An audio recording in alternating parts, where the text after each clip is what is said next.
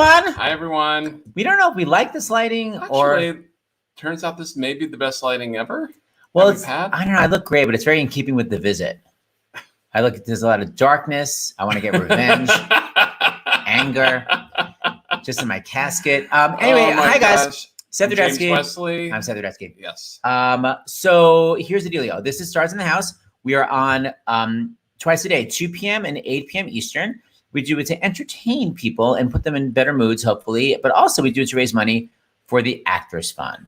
That's right. And so before we get into what the Actors Fund is and money raised, we want to thank Kristen Chenoweth, who was here for the first, 3-4 Saturdays. And after Chita was on, we were like, oh my gosh, we have to have Chita on every week. Well, because there's a no one 70,000-year history that I don't know. I Okay, now she just left the stage. In a good way. But I barely touched it. It was like the hour was up and I'd gotten to like Can. Yes. Her show in 1951. So I was like, there's just too many things to cover. Yeah. So Kristen was like, Saturdays, Chita Rivera and friends. Yes, and many friends. And here we go. But the Actors Fund. So the Actors Fund, if you don't know, is for everybody. So the Actors Fund, not just for actors, it's for anybody on stage, anybody off stage, anybody in front of the camera, anyone behind the camera. But only in New York and LA, right? So yeah, and only rich people. No, it's because seriously, we've heard those stupid things. It's for across the country, regional theaters, opera teachers, wedding singers, ballet dancers, anybody that is a professional in the arts on any level, publicists, camera people, stage managers. You can get help in the Actors Fund. All you do is you have to go to actorsfund.org and you just say like, here's what I need help with. They're amazing. They do it super quickly. But I'll put that up if you don't know. You go here, ask for help. You don't need the HTTPS. I don't know what the hell that's for. And is it 2 T's? I don't even know. It's so old school. Just actorsfund.org. But on the interweb. But if you can give help, I'll tell you what to do right now. Here's what you're going to do. I'd love you to go to donate to starsinthehouse.com. And then what you do, you're going to get an email saying, thank you for donating, blah, blah, blah. And then send that email that you get, not a screenshot, to starsinthehouse2020@gmail. Send it there, and then I'll get a little collection. And then hopefully by the way, my iPhone, I touched it with wet hands. It's telling me my iPhone was like, take care. So my iPhone's not really working, but let's just hope for the best. Anyway, so you email at starsinthehouse2020@gmail.com. And it really does add up. We're approaching 7 weeks. Thanks to viewers of Stars in the House, are over the $260,000 mark for the Actors Fund. Yeah, just direct funds to the Actors Fund, which goes right to everybody. And just so you know, the Actors Fund, they're making less money than ever because they don't have the red bucket things that Broadway Cares does, and Broadway Cares gives them money. Right. Red bucket's over because there's no Broadway shows or anything happening. Their big gala had to be postponed with Matthew Broderick, Sarah Jessica Parker, big moneymaker, postponed. Their ragtime reunion, supposed to be this past Monday. Yeah, but had to be postponed. So basically, all the ways they make money is not happening, and yet they need to dole out more money than ever. We were talking to a social worker, and she said they sometimes get like 200 applications per week. Since this began, they're getting 200 applications per day for help. So I mean, they need a ton of money. So anything you can give, $5 is the minimum. The maximum is $6. No, literally, just give whatever you want, and it's going to help. What else, Jimmy Wesley? I think that may be it for now. Yeah. So tonight is, like we said, is an evening with Chita Rivera and friends, and Chita is focusing. It's fun. Tonight is focused on her most recent Broadway excursion, The Visit, by two up-and-comers named Canner and Ebb. Stupid joke, but the point is by Canner and Ebb, Terrence McNally, directed by John Doyle. So let's first introduce La Chita and see what she has to say for herself. 1, 2, 3, Chita Rivera. Boo! Hi. Hi, Chita. Be here. I can't believe it. It's so good to see your faces, and for you to, for us to be doing this for the Actors Fund, and to bring all of my family together. I mean, this group of people that I love and adore and miss, and we'll see again soon. But it's wonderful that you're giving this gift to us and allowing us to do it. So it's thrilling because that was as all of my shows I've been blessed with, they've given me an opportunity to do some wonderful work.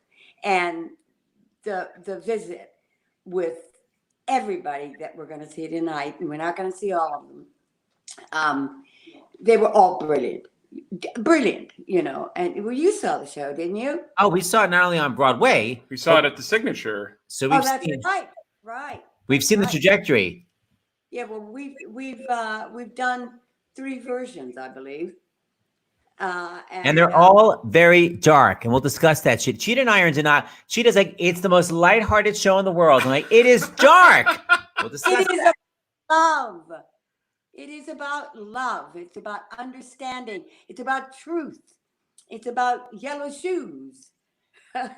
It's about revenge, dear. Why is it so dark to you? Because there's death involved?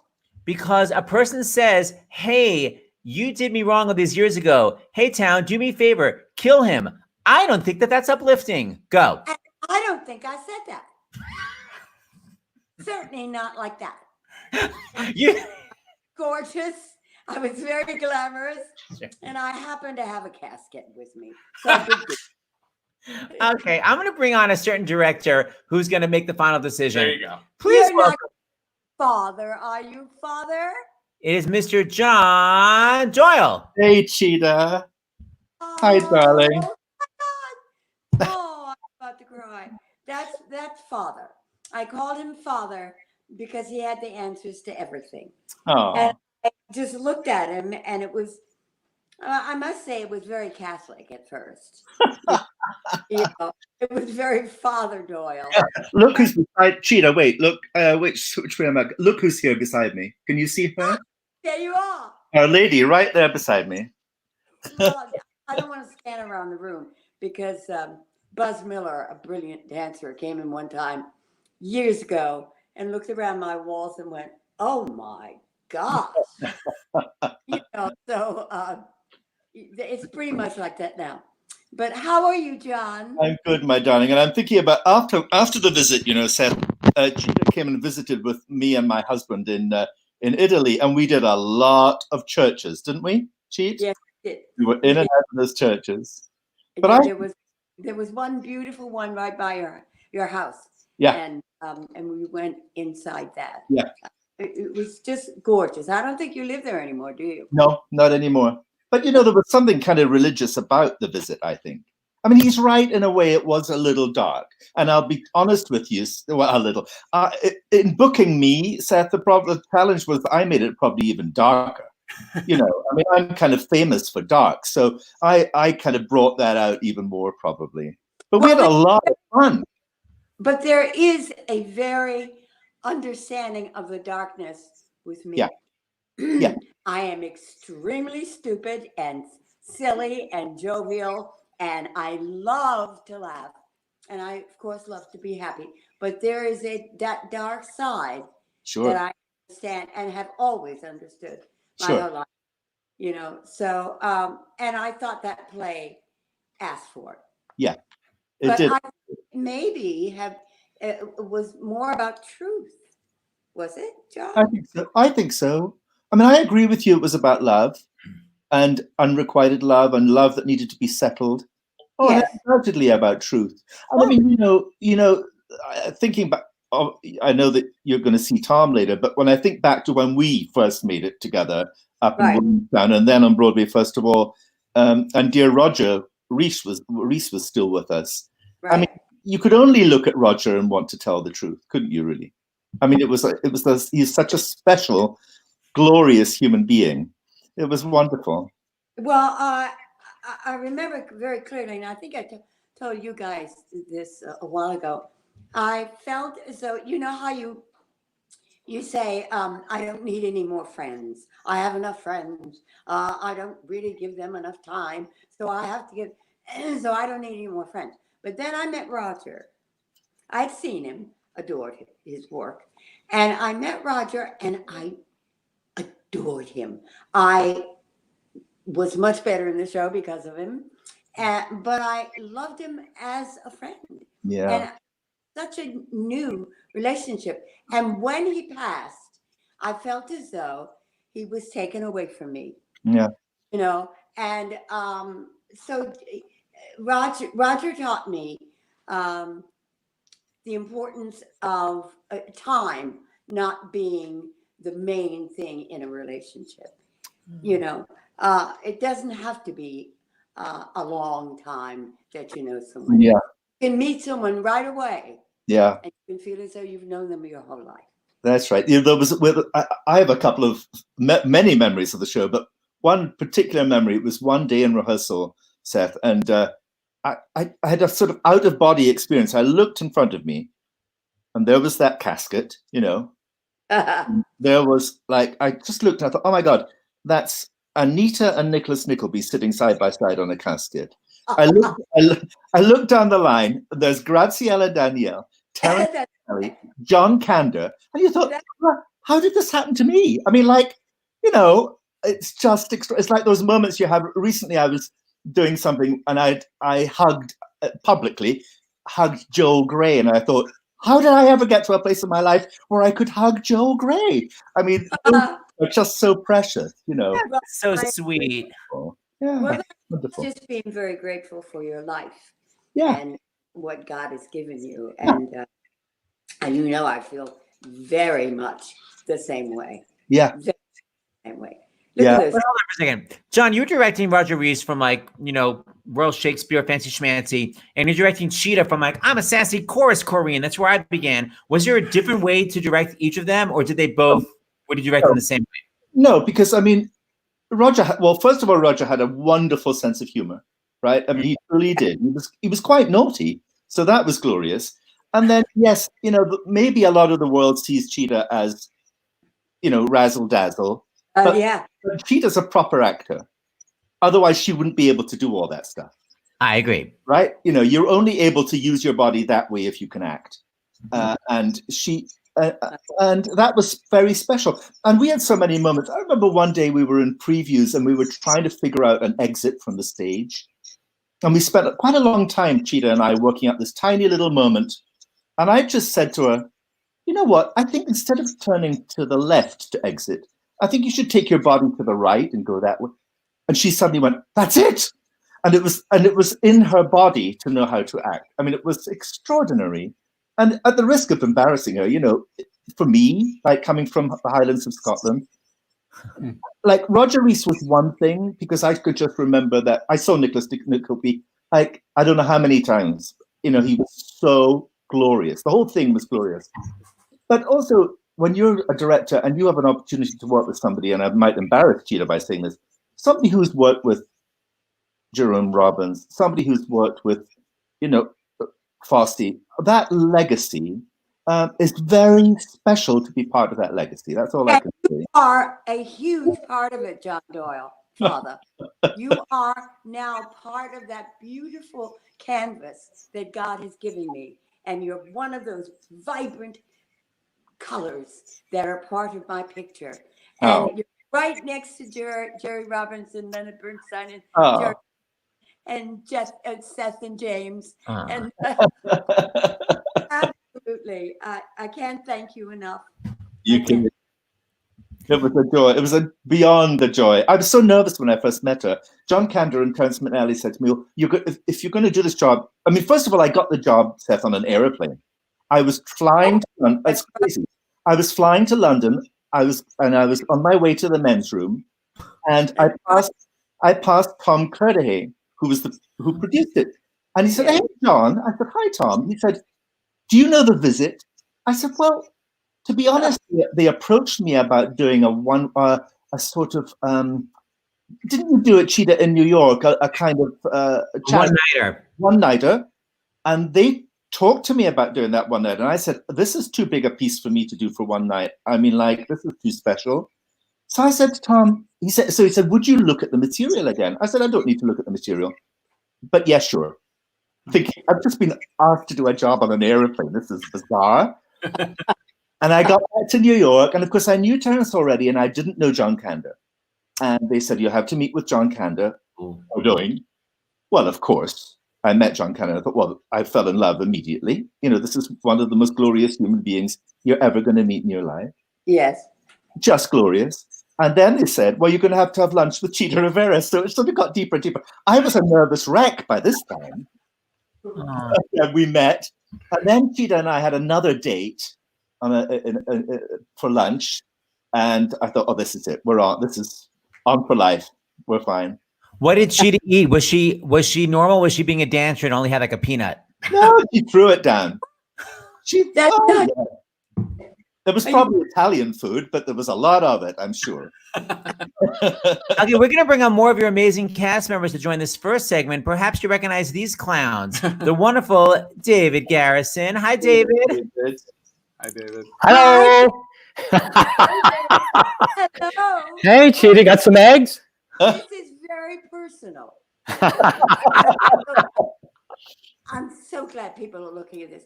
This devil, and he is a devil, and he's brilliant on stage, and I love and adore him. But he sends me every Easter a box of plastic eggs because he filled my toilet on the second floor, on the first floor of the, what theater will be in? Whatever theater. Yeah. And he filled my toilet with them. And so he's been playing this practical joke ever since. So I just thought I'd make you feel comfortable, David. Thank you. And everyone who's donating to the Actors Fund needs to send Chita Rivera at least a dozen eggs as well. You dog! Chita, you're the biggest prankster yourself. You put stuff in my hotel room. So don't even try it. David, keep going. Also, let me introduce the lovely Mr. Jason Daniely. Hey, Jason. Hey, hello, everyone. Hi. Hey, Chita, John, David, Hey. Seth, James. Hi, Chase. And perhaps you know this three-name lady, not Sarah Jessica Parker, Mary Beth Peel. Oh, Mary Beth. Hi. Fun. Mary, why did everyone say who they played in the show? Mary Beth, who did you play? What was your character? I was Roger's wife. I don't remember my name. Mathilde. Mathilde. Why? No wonder I don't remember my name. Mathilde. So you were the other woman, the woman who's... Well, no, Chita was the other woman. I'm sorry. I was the wife. Whatever. But you were the woman he should not have been with. We wanted him with Chita. Yes, we Claws did. in him. Yeah, I got my claws. I was rich. That's right. Well, Yeah. you only caused this death. No problem. Jason, what about you? Who did you play, dear? I played Schoolmaster Coon, who I guess was the last holdout in town. His Rogers character, Anton's best friend, and so maybe the hardest won over by Cheetah's money. But I was won over. Yeah.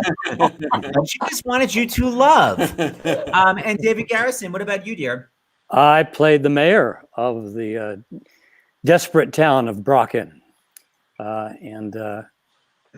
It has been ringing in my head, especially the last couple of weeks, how much we've looped back to a situation perilously like the visit as I watch mayors all over the country and governors dealing with this crisis and watching these people screaming in the face of first responders and policemen and nurses that they feel others should make the sacrifice so they can have their yellow shoes. I mean, we're in this whole reboot of what's a social contract now, and who do we sacrifice for the greater good?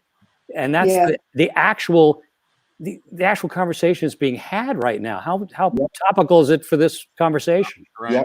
Wow, that's so interesting, David. Yeah, man. Beautifully said, David. Yeah. It's just the politics. Yeah. Thank you for giving me something extra to think about. I mean, oh my God. Here, Chita, I'll give you something quote unquote lighthearted to listen to. So beware, young love, lost in a kiss. There's a truth, young love. Oh, that was it? Hold on. Hold on. So enjoy all the time there is. If you're his, be his. Make each day your own. When tomorrow's come and your heart is stone, what has made it numb?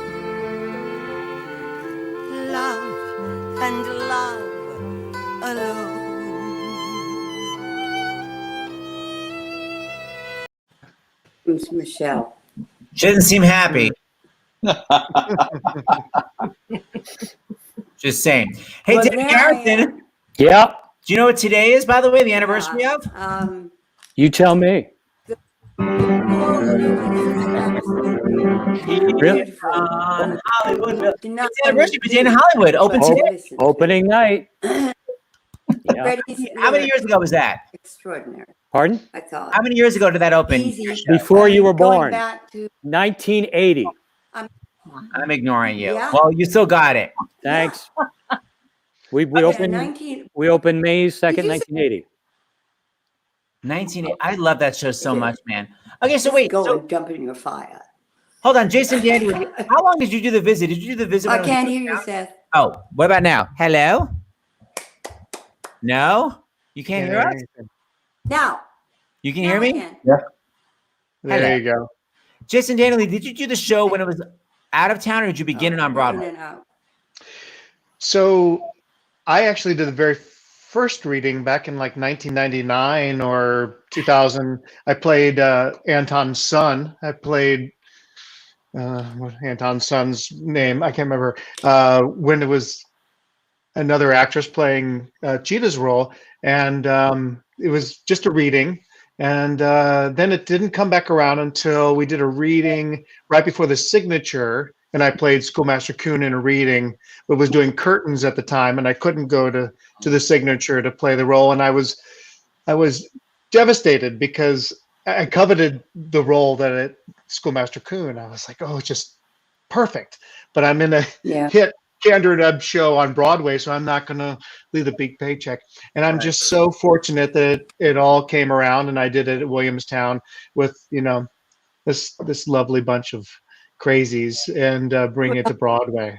What was your experience? It was meant to be, and you were It was meant to be. absolutely wonderful. That song. That song.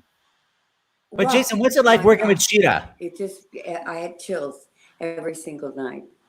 You did. What lovely.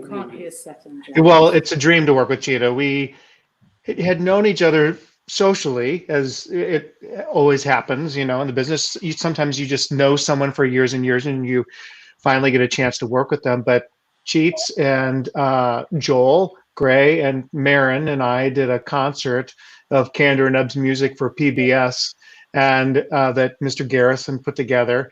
That was just an extraordinary evening. I mean, so it's one thing to be with a character on stage, right? That you develop with the director and with the writers, but to work with Chita in an arena where she gets to be herself, but that we're all coming in and out of different characters. It was great. It's like a Reader's Digest version of someone's life. So, I mean, not one's entire body but you get to know them in a very intense way in a very short amount of time. So I was really grateful for that. And then we got to do this on Broadway, which was extraordinary. And sorry, Cheats. No, go. I was just going to say, on top of the extraordinary experience that we had extraordinary experiences that surrounded the show that fed our love and deep appreciation for one another.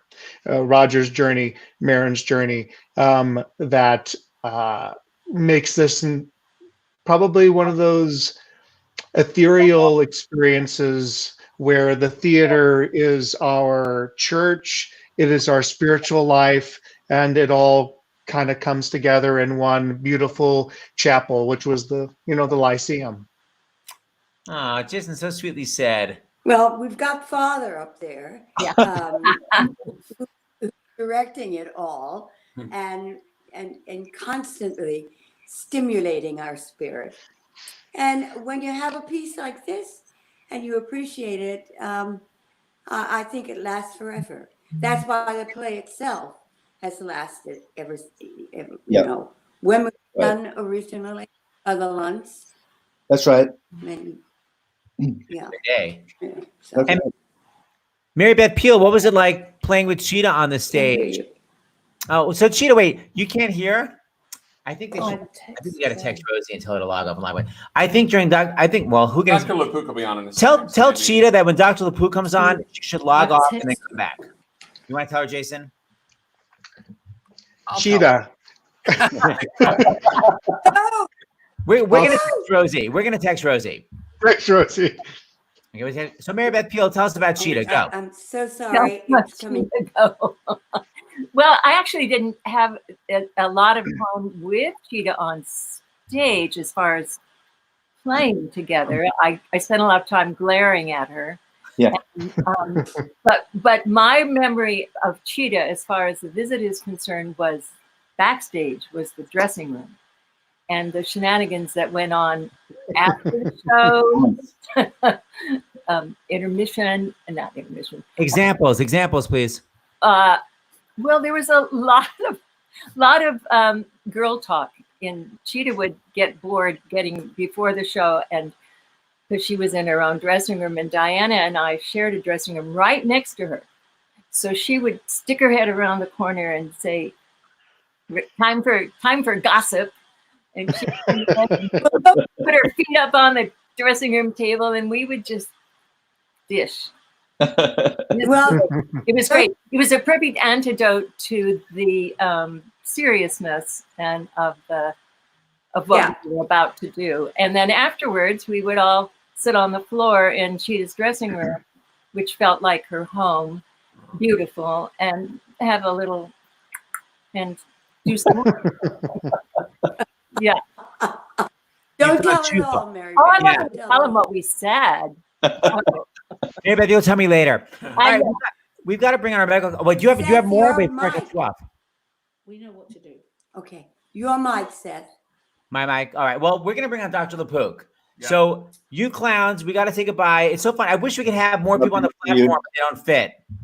So David Garrison, peace out. Everybody's waving goodbye. I love you.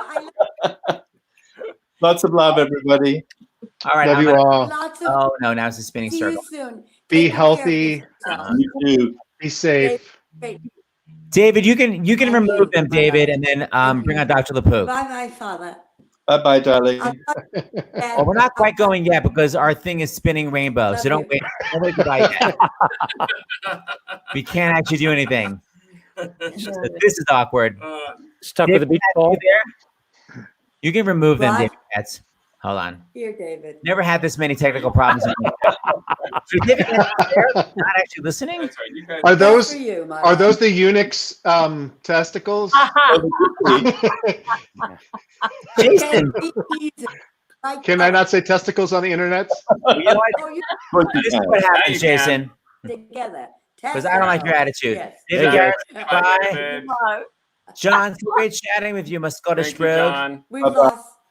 All right. Bye. Thank you, lovely Mary Beth. I want to get this from you later, Mary Beth. Chita, you're gonna fix and you're gonna come back. So I'm saying goodbye. Rosie knows what she's gonna do. So see you in a little bit after Dr. LaPook. There you go. And now Yay. Dr. La P. We've never had so many technical problems, Dr. La P. What the hell? I know. You know, I love people. I don't know if they can see that it says you're backstage. Like I'm backstage. They probably don't see that. And I'm thinking you see it, but other people out there don't see it. So I'm thinking about taking that phrase and telling people they're in the waiting room. You're backstage.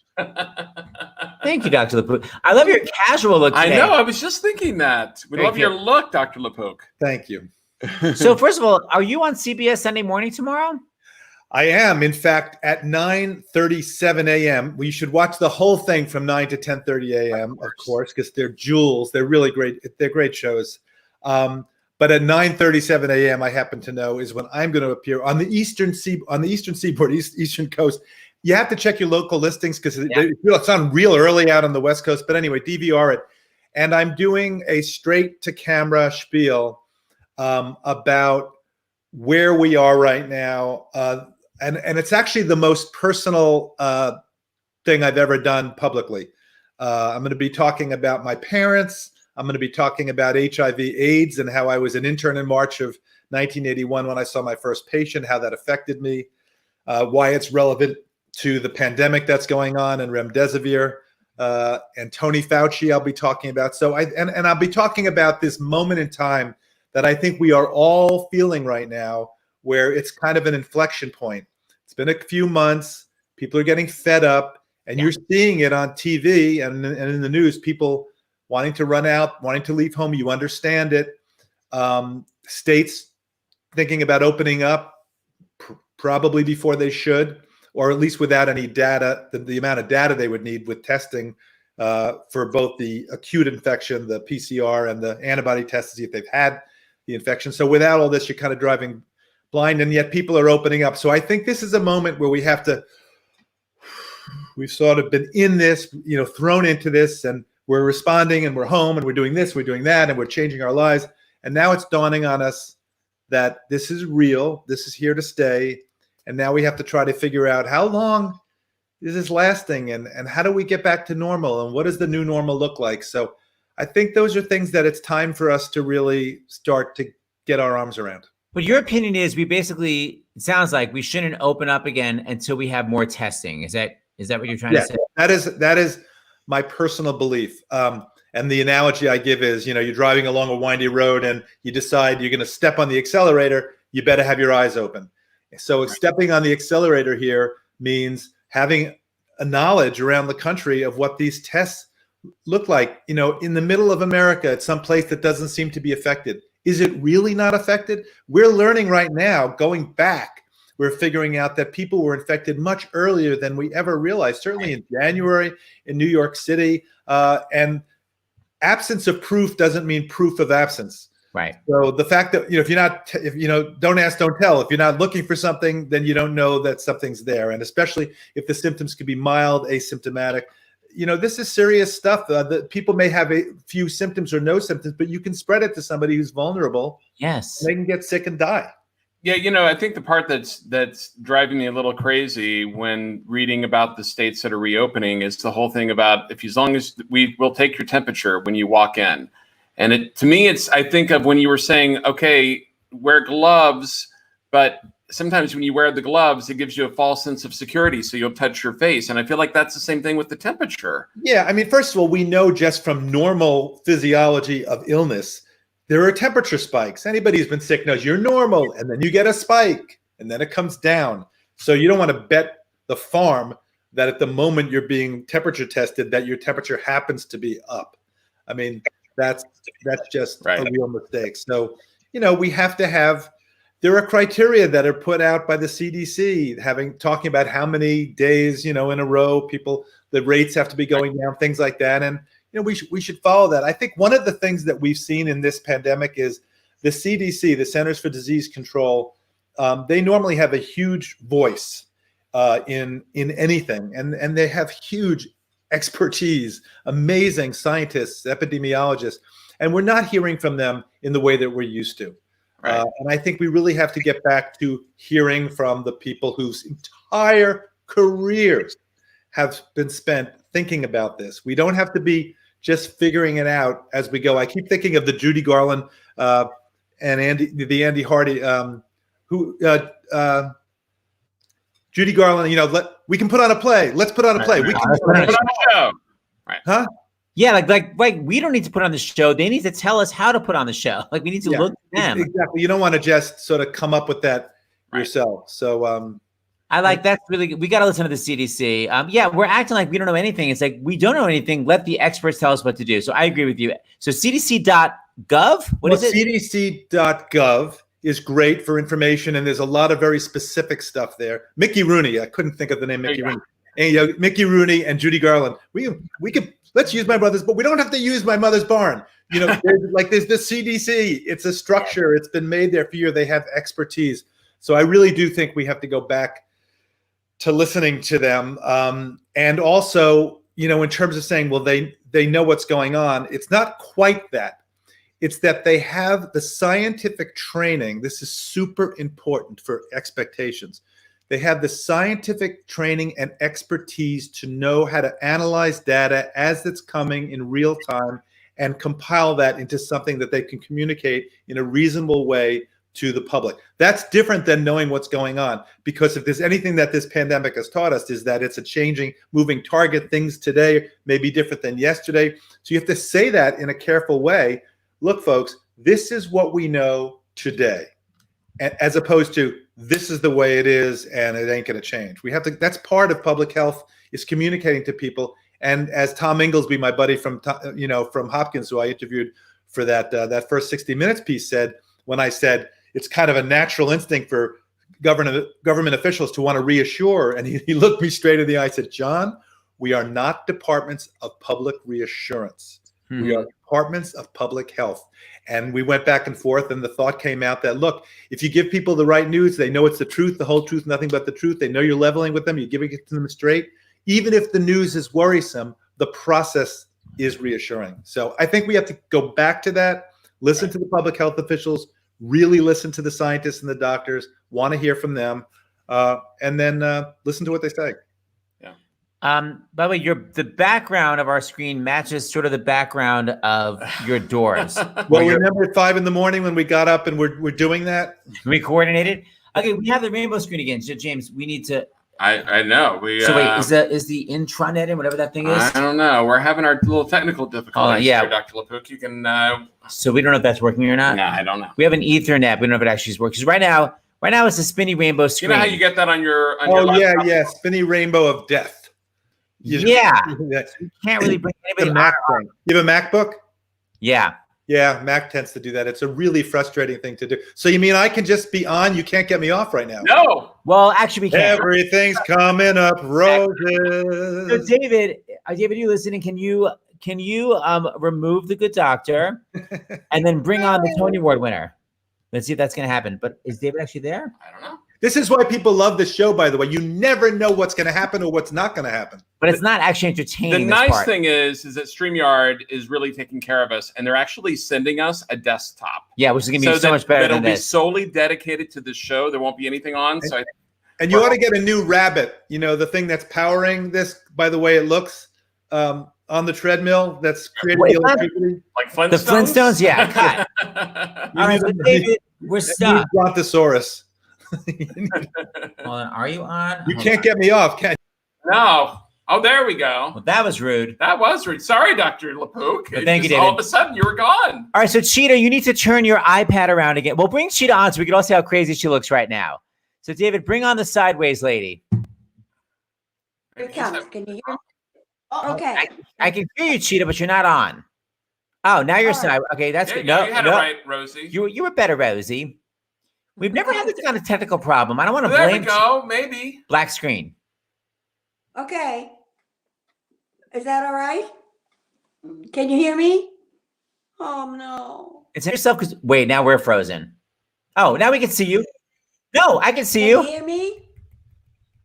Michelle is laughing. How about now? Well, all right. Are you? Can you see us? Yeah, I can see you. Can you hear us? Yes, I can hear you now. Okay. Can you hear me?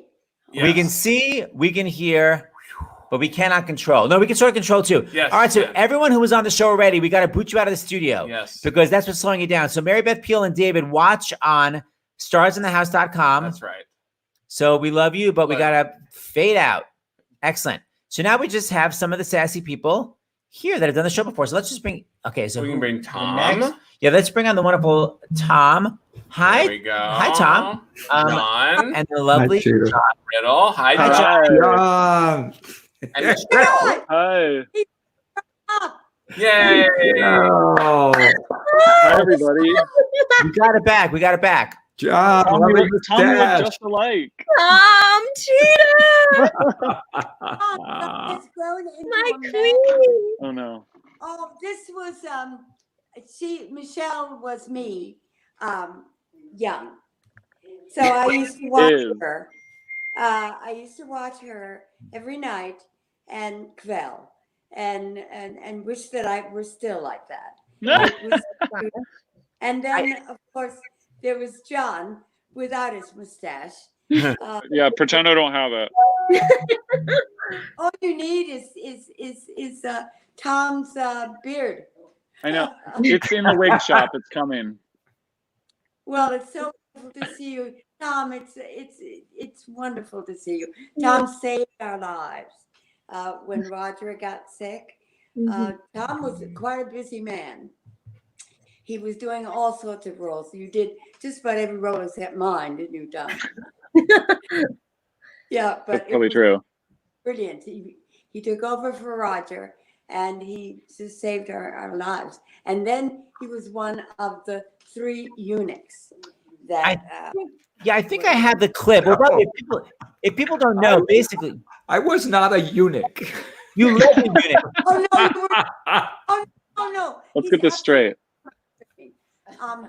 No, Tom was not a eunuch. You were. What? The butler. You were But the you butler. led, Tom, you led the eunuchs here. If people don't remember, here we go.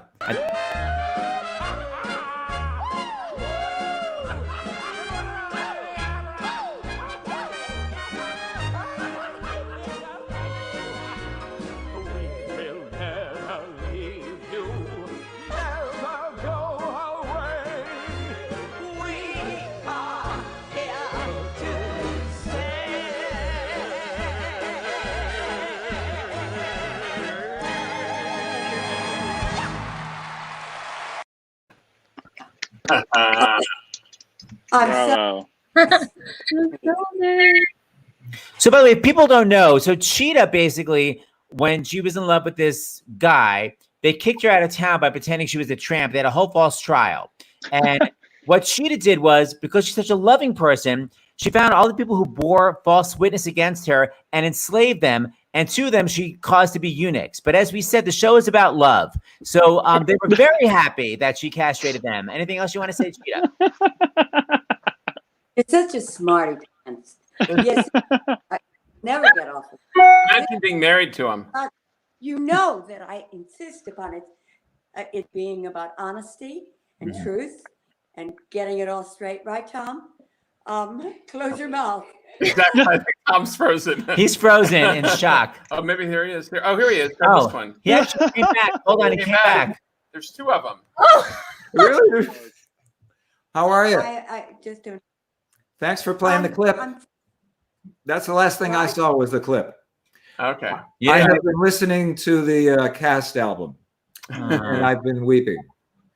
So, Tom, you actually had to take over after Roger got sick. What was it like suddenly playing like romantic scenes opposite Chita Rivera, opposite this woman who's been on Broadway for so many years? Were you intimidated? We were fortunate that we had developed a relationship, butler to Claire.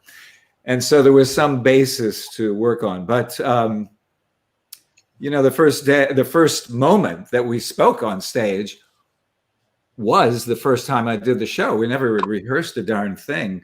And it was like going into a heavyweight boxing match. And she took a swing and I thought, well, I'm not going to let her down. And I swung back. And Sure did. We had a marvelous, unforgettable time, you know. You were astounding, Tom. Yeah. It was one of the coolest nights in the theater. Yeah. I used to weep every night watching you and Chita dance. It's just, you know. Are you possibly referring to this amazingness?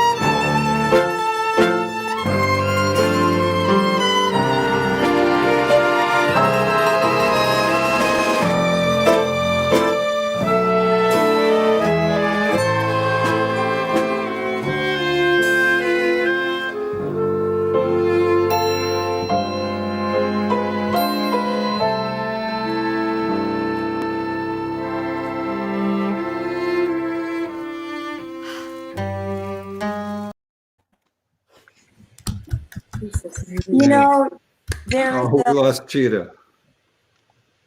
Cut. Oh. and no. looking at it. There she is. I'll never forget the feelings I had in that show. It is very difficult for me to look and get and compare the two. They seem like two different worlds. Very, very hard for me to listen, even listen. I mean, I've been known to not. I don't think I heard the score of Chicago for about 8 months after we did. Yeah, and so that's just the way I am.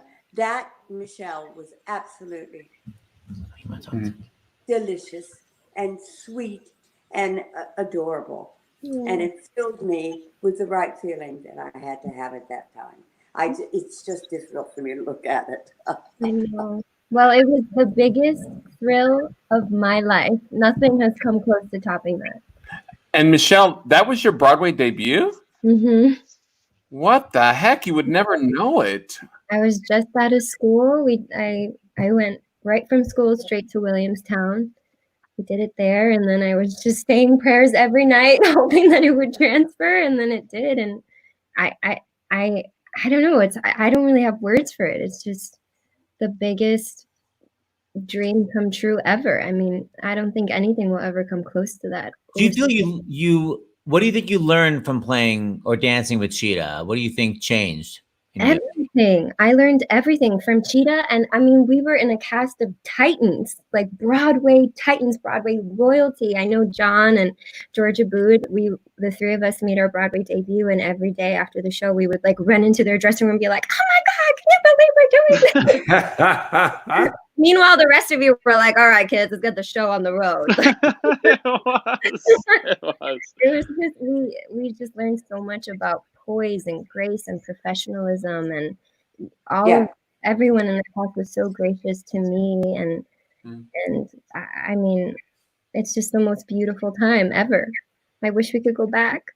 How Graciela, Danielle, and Father John Doyle worked together. How I remember standing on our side, on the acting side, and looking at the creators and seeing how Graciela she sat on the right-hand side of, I call John Father. And she listened to everything he said. And then she made it work, whatever it was that she had to do on us. And that whole area was so different from ours. But I have these pictures in my head that will never leave me. And I thank all of you for that. And Tom, you were just unbelievable. Unbelievable. I'll never forget. I was gonna say, I'll never forget that last show when we were all sitting on the coffin at the end together, the four of us. And I remember thinking, like, this is as good as it gets. How am I gonna top this? You can't. Yeah. And so far, I haven't. So. What did you say, Tom? John? Oh, I just said how do we top that moment? And I said, so far, I haven't. So we'll keep waiting. Well, you've grown up now. You're a man now. Well, that's true. Right, that's debatable, I guess. He's a Broadway leading man. Hey, by the way, we're still raising money for the Actors Fund, and I just got some donations texted to me. Chita, ask Rosie to read. She has it on her cell phone. Read some of the donations we just got.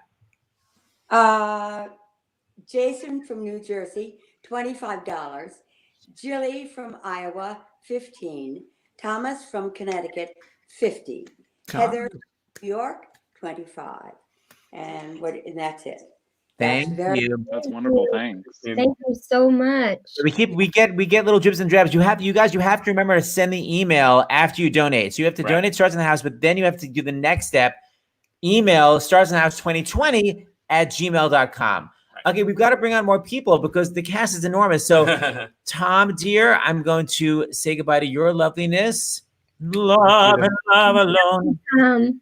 Young Michelle, I'm gonna piece out my lovely Michelle. Okay, hold on. And I'm gonna bring on two more fun people, a little Chris and a little Matt. There we go. Look at that. Hi. There they are. Were you guys the eunuchs? Yes, we were. We were the eunuchs. Hi. Hi. Hello. There's been a lot of eunuch shame tonight I'm not here for, but yes, we were the eunuchs. Career eunuchs.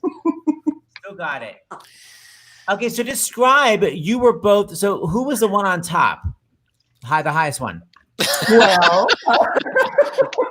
vocally. I was it was vocally I was on top. Yes, I was singing the highest notes. Yes, we're both Mary Sunshines though. We both have those notes. But we have our own special names though. We have Mary Sunshade. Mary Sunshade, but I also call myself now Holstep Mary, because now that she's in her 40s, A flat is really high. Yeah, take it down. Take it down. Who was ready for that? Oh God. Hands. So Chita, what was it like with these two clowns singing soprano next to you? Well, amazing. Well, they also had these wonderful bowler hats and black suits and this makeup that was just so divine. And they were identical, yet individual. And I was mesmerized every night by hearing them. I mean, I'm a bass baritone, and they're way up there. And She's got soprano notes. Don't let her fool you. I know. Pardon? You've got soprano notes, Chita. Come on now. You do have high notes, Chita. You're in denial. You do have high notes. But well, not like that. But between them, look at this makeup. Isn't that extraordinary? Look at the canes. That's a fabulous picture. Yeah, and we were living that moment. Oh yeah. You guys were always living. We lost all our Tonys, but I made sure that cane was waving high at the end of that. Oh, and by the way, who sabotaged the eunuchs during the Tonys? The eunuchs' mics were not on. Somebody sabotaged. But I could still hear them. Talk about old school projection. Wow. So during the Tony Award performances, your mics were up? Yeah. Was there like a jealous soprano? Did you see Kristen Chenoweth backstage with scissors? She was hoping. She was definitely there.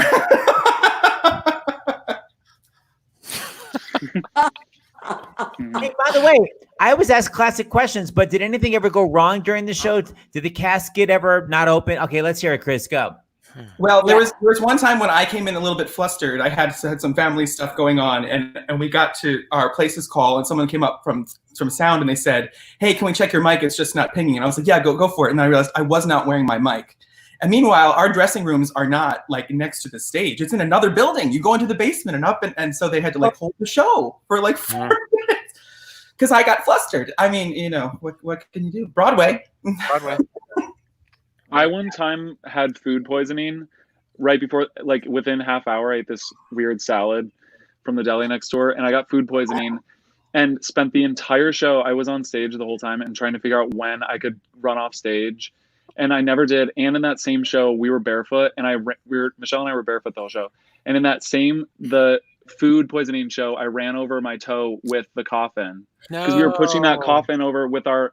Yeah, it was terrible. And I came off stage and. I'll leave the rest to the imagination. Not it was cute. awful. Okay. At least you lost weight. Yeah, that's right. Yeah. Chita, what about you? Anything ever go wrong with your performance, dear? I was going to ask you, Bertie. I have a tendency to forget it unless it's really drastic. Like she was perfect every night. Pardon? I said you were perfect every night. Oh, the last show. Yeah. The very show. I had no voice. Right. Well, you Rex Harrison did. Remember, I spoke most of the show, and you know, you know, I mean, people are so kind. It was wonderful. Well, thank you. I don't believe that, but you know, but it's wonderful because everybody was. Of course, the evening was very dramatic. You know, it was the last show, the last time we were going to see each other in these circumstances, and it was terribly sad. And the words were so wonderful that all you really had to do was say them. Oh, it's really, really all you had to do, and look at these faces that were all around you. So that was a very, you know, you see, I had forgotten about it until Rosie just reminded me. It's very typical of me, but always thinking about tomorrow. Will they be here tomorrow? You will. Oh my God. By the way, speaking of voices, John Riddle, you have a little surprise for us, and by surprise, we planned. Oh yeah, we planned it. All right, so Chris, I'm going to take you off for just a moment, and Matt, peace out. Where's the lovely Matt? I think that is that Matt. Peace out. And now I'm going to go. Do I go, Seth? Oh no. Yes. It's my turn.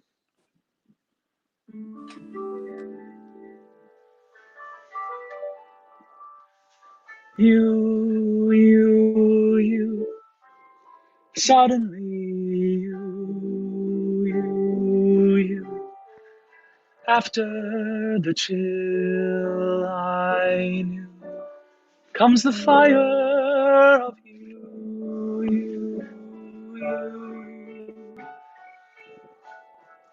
Luckily you ask me if dreams come true, and my answer is you.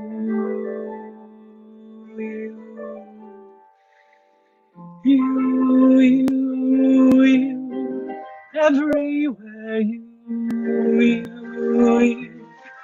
in every dream I dream, there's a specter of you.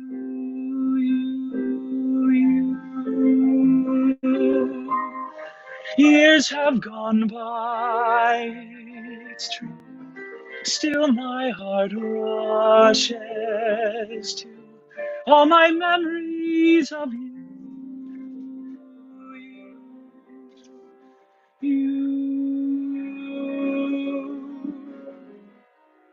Being here with you, recapturing the past. Well, I must admit, I've dreamed of it, and here we are at last. How could I behave as if we never met? Oh no, my dear, please rest assured, I never did forget. Everywhere you, I can't believe it's true. Out of nowhere came you.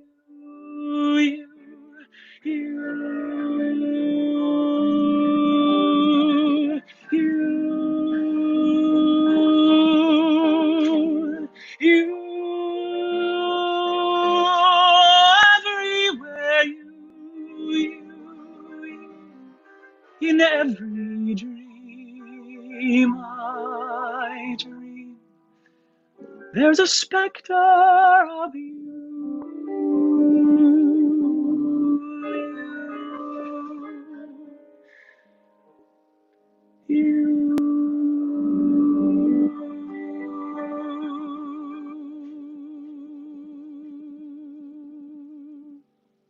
Oh.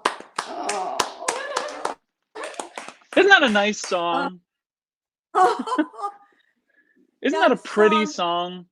Oh, but yeah, John, you sing it so beautifully, and you bring back all of those amazing memories when the three of us, the four of us, used to sing that together. How could you not be transported into where we were every night? Isn't that right? Tom, pardon? I said that we were every night, and it was like so easy. The lights, they would say go, the lights would come up, and then you did the thing. I wish they were all like that. So, Chita, one of my friends recently asked on Facebook if I would mind sharing the lyrics to You. And I of course, I've listened to our cast album a couple of times over the past few years, but it's bittersweet. I miss it so much. Sometimes I avoid it because I don't know if I don't know if I can always handle going back there. And I put it on because I wanted just to send it to her, and it sort of brought me back to that time with everybody in the show and the beauty of the lyrics. I don't know. It made me feel better while also feeling sad. I don't know. It's Matt, I had the same experience, man. Just listening to it today. What a beautiful score. Yeah. Oh my God. And sophisticated. And the story and the lyrics, it's just, God. Yeah. All the way through. What I had said before is so true. I had forgotten that I had no voice at all the last show. And in between the fact that we were never going to do it again, and I had no voice, all I had to do was say the words. That's all I had to do, and act the words. Just say them as Freddie and wrote the lyrics, and just say it, and it was right. It was right. And I do believe I believe in that. I just wish, the last show I had a voice, but I do desperately believe that we're lucky to have the creators we have and the cast members that we have. That was a masterclass, that show that she did. It's like you could go to college for 10 years and never learn the amount that we did in that 90 minutes. So right. Thanks for that, Chita. Well, right. You, sir, just did a beautiful job. How did you get the piano in there? We know some people. Oh. Chita, that was me. Do you not recognize my ham-fisted playing? Oh my God! Nothing. I know nothing about them. It was a David Loud arrangement that John emailed me at like 7:30, and then I recorded it, and then we sound checked. And John, you sounded amazing on it. It's so beautiful. Thanks. Thank you. I felt a little before below show, yeah. Yeah. Yep. So good. That's where I got the idea. All right, so Chita, you're going to be back next Saturday with brand new people. Visit people. We loved having you here so much. Thank you for having us, Seth and James. Yeah. We have to announce tomorrow. Tomorrow afternoon is a reunion of. It's all Broadway this weekend. Prom tomorrow afternoon at 2 p.m. Tomorrow night, Jason Daniel will be back because it's going to be the full Monty. So we got a lot of Broadway this weekend. And Cheetah's back next Saturday night with more sass. Thank you, everybody. We're going to roll. Exactly. Right. Let's roll our final credits. Want to roll them? Yeah, And look at that. here we go. Okay. We gotta get that. Bye. Love you, Chita. Love you, John Riddle. I love you guys. I love all of Newcomer. you. Love you guys. This is the best. There we go.